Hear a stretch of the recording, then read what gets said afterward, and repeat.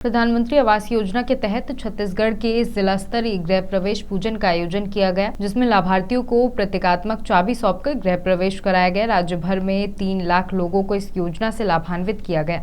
दुर्ग जिले के कोलिहापुरी ग्राम पंचायत में कार्यक्रम आयोजित हुआ, जिसमें दुर्ग ग्रामीण विधायक ललित चंद्रकार, जिलाधीश अभिजीत सिंह और अन्य अधिकारियों के साथ सैकड़ों ग्रामीण उपस्थित थे। आज के प्रधानमंत्री आवास योजना ग्रामीण बृहद गृह प्रवेश कार्यक्रम के तहत दुर्ग जिले में 5000 से अधिक आवासों का गृह प्रवेश कराया गया। और जैसा कि शासन का निर्देश था, पूजन हवन के साथ तोरण लगा करके जैसा हम अपने घरों में प्रवेश करते हैं, उसी तर्ज पर कार्यक्रम आयोजित किए गए। जिला स्तर पर हमने कोलिहापुरी में कार्यक्रम आयोजित किया, जिसमें लगभग 100 हितग्राहियों को हमने मकान के प्रवेश की चाबी प्रतीकात्मक रूप में और नए स्वीकृति पत्र वितरित किए। अभी 2024-25 के लिए जिले को जो प्राप्त लक्ष्य है वो 12,784 आवासों का है, जिसमें से लगभग 9,500 आवास हम स्वीकृत कर चुके हैं। बचे हुए आवास हम लगभग अगले 2 से 3 सप्ताह में स्वीकृत कर लेंगे। इस स्वीकृति के विरुद्ध जो है जिले में 2,654 आवास आज की तिथि तक पूर्ण किए जा चुके हैं। पूर्णतः प्रतिशत के आधार पर दुर्ग जिला प्रदेश में पहले स्थान पर है, जिसमें हमारी टीम ने काफ़ी मेहनत की है और तीनों ब्लॉक्स में हमारे अप्रत्याशित प्रगति आई है मकानों में।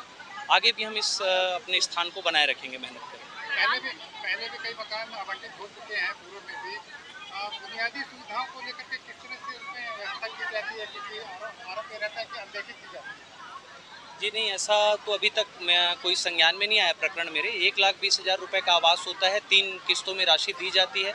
जैसे जैसे मकान की फ़ोटो अपलोड होती है, जियो टैगिंग होती है, विदिन 24-48 आवर्स हम पैसा क्रेडिट कर देते हैं। हमारे आवास मित्र तकनीकी सहायक लगातार मकानों की मॉनिटरिंग करते हैं। जो भी हितग्राही और उनके परिजन हैं, उनको 90 दिवस का अनिवार्य रोजगार हम मनरेगा के तहत देते हैं, उसका भुगतान करते हैं। अगर ऐसा कोई प्रकरण संज्ञान में आता है तो हम उसको जरूर उस पर एक्शन लेंगे।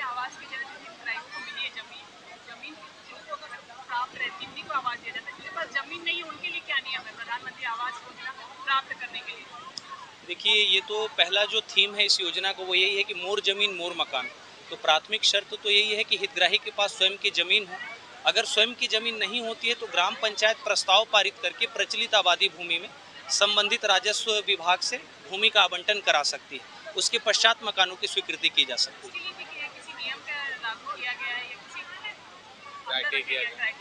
प्रचलित आबादी में ही हम प्रधानमंत्री आवास के हितग्राहियों को बसा सकते हैं। इसके लिए पंचायत का प्रस्ताव चाहिए होता है, पंचायत उनका परीक्षण करती है, उसके बाद तहसीलदार उसमें जो है चिन्हांकन करके भूमि आवंटित करते हैं। यह कार्यक्रम जिला स्तरीय कार्यक्रम था और अब तक हमारा जो लक्ष्य 12,000 है, उन 12,000 लक्ष्य में 9,936 का लक्ष्य हम स्वीकृति का पूरा कर दिए हैं और गत 15 दिवस में हम वो 3,000 का जो लक्ष्य हमारा बच्चा है वो भी पूरा कर लेंगे।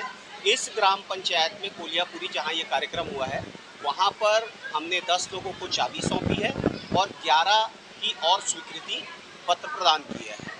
जो लोग छूट गए हैं, जिनका नाम नहीं है प्रधानमंत्री आवास योजना के तहत, उन लोगों के लिए क्या कहना चाहिए? प्रधानमंत्री आवास योजना में जिन लोगों का नाम नहीं है, उनका सर्वे प्रारंभ हो गया है और यह सर्वे ग्राम पंचायत में सचिव अभी चूँकि हड़ताल में है, इसलिए हम लोगों ने इसके लिए आईडी जनरेट कर और रोजगार सहायकों को दिया हुआ है इसका अधिकार। इसके साथ ही ऑनलाइन भी हितग्राही अपना सर्वे कर सकता है, जिसका अप्रूवल ऑटोमेटिक होता है और उन्हें फिर पात्रता होगी तो आवास उपलब्ध हो जाएंगे। प्रधानमंत्री आवास योजना ग्रामीण के तहत आज जो आवास जिले में पूर्ण किए गए हैं, उन सभी का जिला स्तरीय गृह प्रवेश कार्यक्रम आयोजित किया गया था, जिसमें कुल 5,075 हितग्राहियों का गृह प्रवेश आज कराया गया। और इसके अलावा बताना चाहूँगा कि जो नया सर्वे जो चल रहा है उसके लिए 30 अप्रैल तक समय है।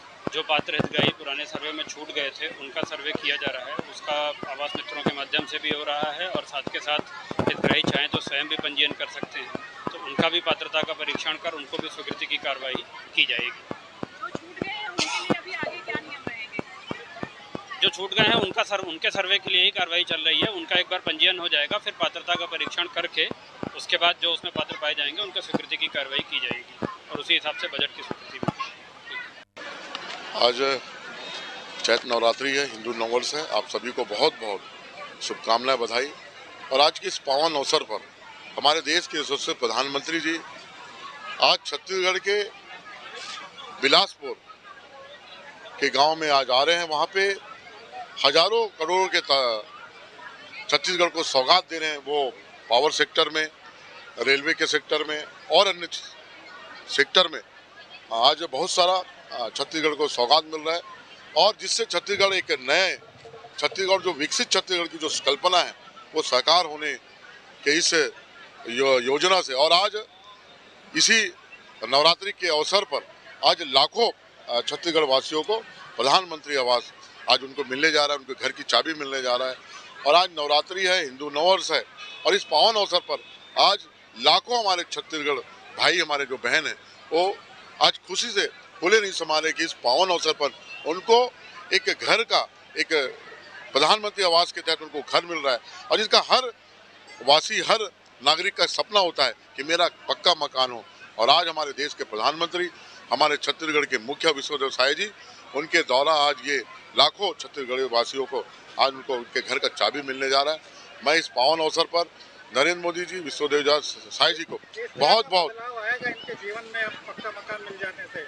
निश्चित तौर पे, क्योंकि हर इंसान का सपना होता है रोटी, कपड़ा और मकान, और उसमें से मकान एक बड़ा सपना होता है। और आज जब किसी एक गरीब भाई बहनों का उनका सपना पूरा हो रहा है, कच्चे मकान से पक्का मकान उनका घर बनने जा रहा है या बन चुका है, उनको चाबी देने जा रहे हैं, तो इससे बड़ा खुशी का दिन नहीं हो सकता एक आम इंसान के जीवन में उसको घर मिल रहा है। अभी ये पहला वर्ष है, आगे भी अभी 4 वर्ष बचे, चारों वर्ष प्रधानमंत्री आवास योजना निरंतर बांटा जाएगा। लगातार आपको मालूम होगा 2000 कुछ महीना पहले नगपुरा के पावन धरा पे माननीय शिवराज जी चौहान जी, केंद्रीय कृषि मंत्री, आवास मंत्री आए हुए थे, और उस दिन उसने घोषणा किया कि 2024 के हिसाब से जितने भी कच्चे मकान होंगे, हमारे उस कच्चे मकान का सबको पक्का मकान देने का, अगर वो 2.5 एकड़ सिंचित जमीन हो, 5 एकड़ या सिंचित जमीन हो, जिसके पास मोटरसाइकिल हो, जो 15,000 तक रुपया भी कमाता हो, जिसके घर मोबाइल हो, इन सबको मकान देने का काम ये सरकार करेगी। वो बहुत सारे जो बंदिश है, उस बंदिश को खत्म कर दिया गया है, उसको समाप्त कर दिया गया है। अब लोगों को, अधिकतर लोगों को ये प्रधानमंत्री आवास मिलने जाएगा, और आने वाले समय में कोई कच्चा मकान छत्तीसगढ़ में नहीं रहेगा।